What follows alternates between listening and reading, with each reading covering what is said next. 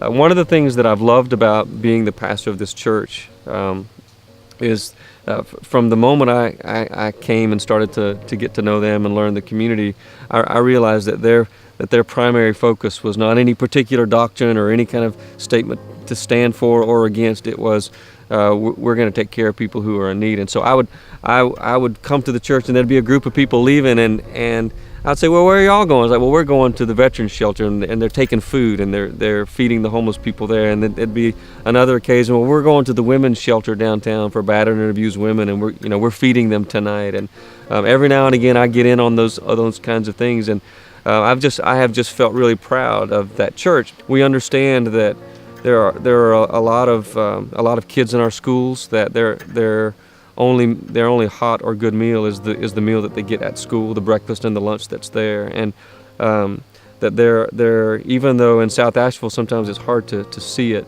but there are people who are poor and who are hungry, and we're not. We've got nice clothes, and we drive cars that work, and we have homes and enough to eat, and it's sometimes very easy to be so caught up in our stuff that we don't see people really hurting around us. And so the idea of the welcome table is it's not just a Methodist thing, it's a community thing, so that there are churches of other denominations involved, and the idea that people in the community, not just if you're poor and if you're hungry and if you need something, but anybody can come to the church ours is a Saturday morning breakfast, because the person who had the vision said, well, if the kids are hungry on the weekends, their families are too. Let's provide a meal on Saturday. And so all the volunteers will have the meal ready, and it's free, and you come. There's no, there's an intent, no intentional